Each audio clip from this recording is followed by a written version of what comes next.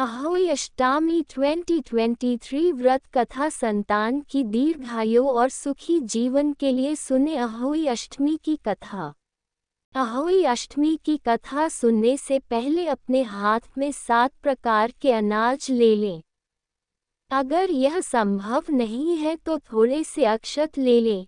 एक गिलास या लोटे में जल ले लें और कथा के बीच बीच में 2-2 दाने जल में डालते रहे। बचे हुए चुन्नी में बांध ले। जो जल रात को तारों को दे उसमें डाल ले। प्राचीन समय की बात है, एक नगर में साहूकार के 7 बेटे और उनकी 7 बहुएं और एक बेटी रहती थी। बेटी की भी शादी हो चुकी थी लेकिन दीपावली पर अपने मायके आई हुई थी। साहूकार की बहुएं दीपावली की साफ सफाई कर रही थीं। नंद भी भाभियों के साथ घर की लीपापोती के लिए जंगल से साफ मिट्टी लेने गईं। जंगल में मिट्टी निकालते वक्त खुरपी से स्याहू का एक बच्चा मर गया। इस घटना से दुखी होकर स्याहू की माता ने क्रोधित होकर कहा कि मैं तुम्हारी कोख बांध दूंगी। स्याहू के वचन सुनकर साहूकार की बेटी सभी भामियों से एक एक करके विनती करने लगी कि वह मेरी जगह अपनी कोख बंधवा लें। क्योंकि साहूकार की बेटी की कोई संतान नहीं थी और उसकी सभी भाभियों की संतान थी। ज्यादा विनती करने पर सबसे छोटी भाभी से अपनी नंद का दुख देखा नहीं गया और उसने नंद की जगह अपनी कोख बंधवा ली। इसके बाद छोटी भाभी के बच्चे होते हैं, वे सभी 7 दिन बाद मर जाते हैं। सभी बच्चों के एक एक करके मर जाने पर साहूकार ने एक ज्ञान पंडित को बुलाया और इसका कारण पूछा।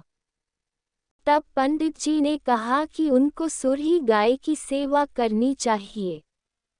वह सुरही गाय की सेवा में लग जाती है और उसका पूरा ध्यान रखती है।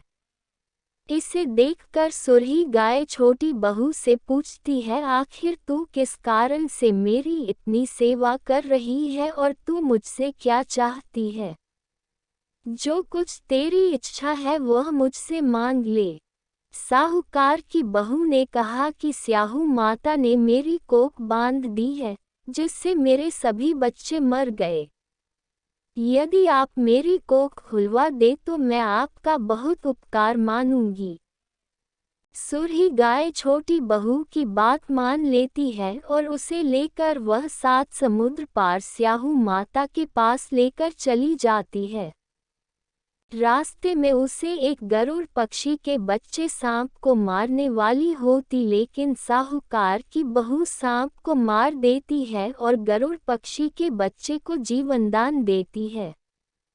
इससे प्रसन्न होकर गरुड़ पक्षी की माँ उनको सुरही समेत स्याहू के पास पहुँचा देती है।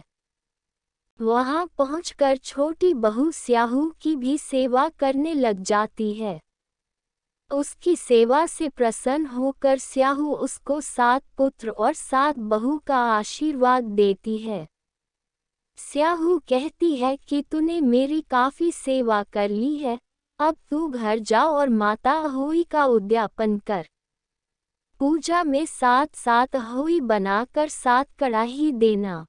छोटी बहू जब घर जाती है तो देखती है कि उसके 7 संतान जीवित हैं और उनकी 7 बहुएं भी हैं।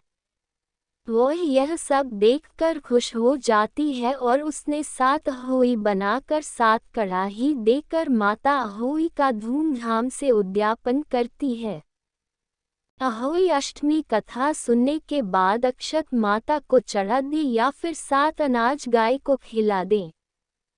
फिर कहे कि हे अहोई माता, जिस प्रकार आपने साहूकार की छोटी बहू को आशीर्वाद दिया, उसी तरह हमारी भी संतान की रक्षा करना और उसे सुख समृद्धि का आशीर्वाद देना। साथ ही जिस तरह छोटी बहू की कोख खोल दी, उसी तरह सभी नारियों की इच्छा पूरी करना। जय अहोई माता की जय।